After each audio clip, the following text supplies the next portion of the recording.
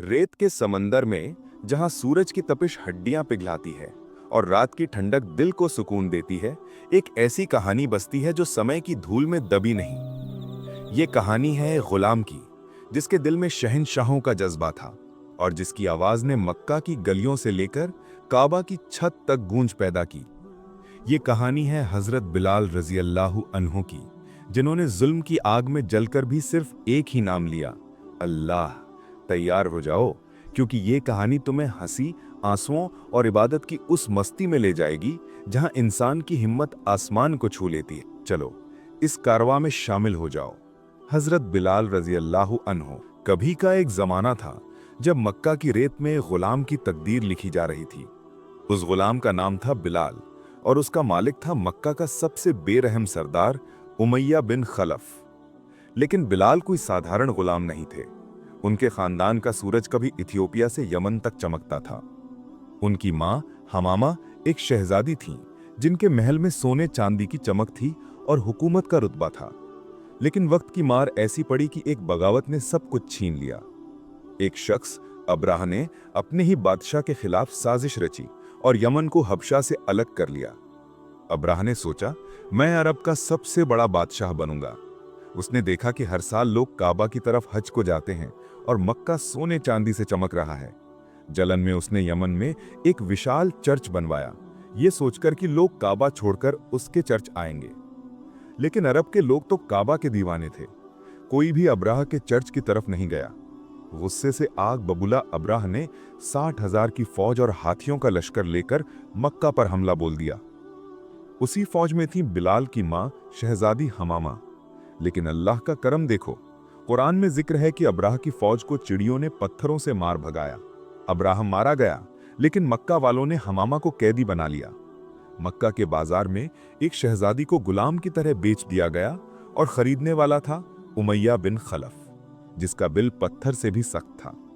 उसी साल जब हमामा गुलाम बनी, मक्का में अल्लाह के आखिरी नबी मोहम्मद सल्लल्लाहु अलैहि वसल्लम पैदा हुए। उमैया ने हमामा की शादी एक और गुलाम से कर दी और 10 साल बाद बिलाल का जन्म हुआ। मक्का का कानून था, गुलाम का बच्चा भी गुलाम। लेकिन बिलाल की मां ने उन्हें गुलाम की तरह नहीं, बल्कि एक शहजादे की तरह पाला। उनकी परवरिश में था शाही ठाठ और हिम्मत का वो जज्बा जो जंजीरों को तोड़ देता है। जब बिलाल 30 साल के हुए, मक्का में एक नई रोशनी चमकी।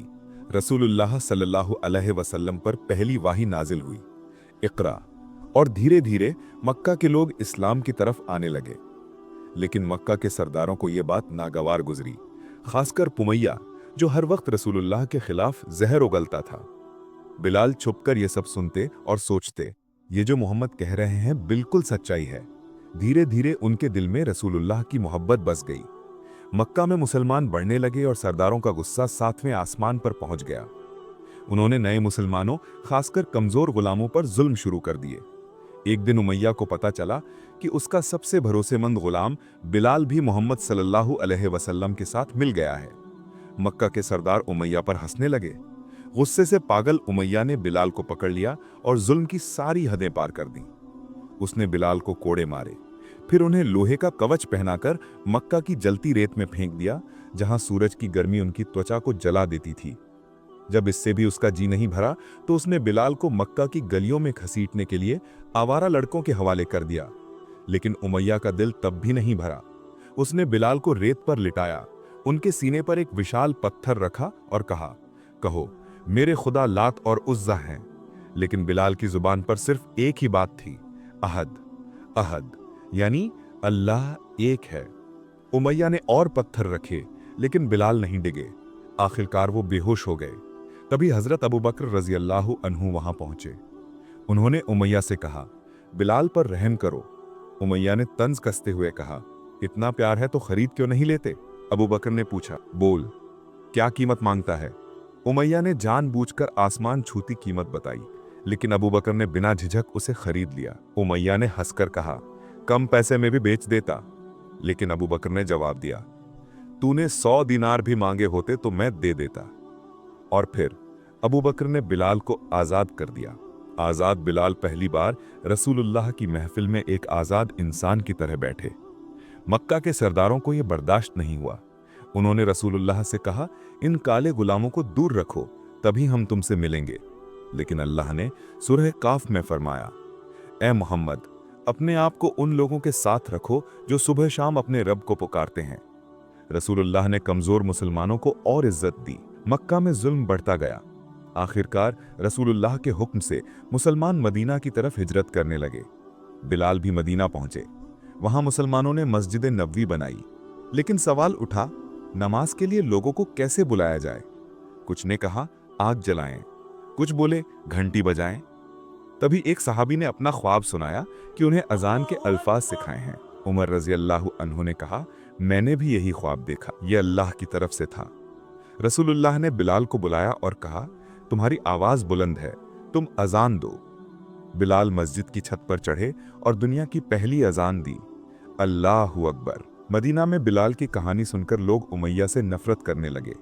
जंग बद्र में जब 313 मुसलमानों ने 1000 काफिरों को हरा दिया, उमैया कैदी बन गया। बिलाल ने उसे देखते ही कहा, यह वही है जिसने मुझ पर जुल्म किए। मदीना के जवानों ने उमैया को घेर लिया। अब्दुर्रहमान बिन औफ ने रोका, लेकिन गुस्सा इतना था कि उमैया मारा गया। बिलाल ने अपने जुल्म का बदला लिया। हर जंग में, खंदक, खैबर, बिलाल रसूलुल्लाह के साथ रहे। रसूलुल्लाह ने उन्हें अपना खास सहायक बनाया। आखिरकार फतह मक्का का दिन आया। 10,000 मुसलमानों के साथ रसूलुल्लाह मक्का में दाखिल हुए। उन्होंने बिलाल से कहा, काबा की छत पर चढ़ो और आजान दो। बिलाल ने अपने बुलंद आवाज में अजान दी, ला इलाहा इल्लल्लाह। मक्का के सरदार हैरान थे। कुछ ने ताने मारे, लेकिन रसूलुल्लाह ने सबको माफ कर दिया।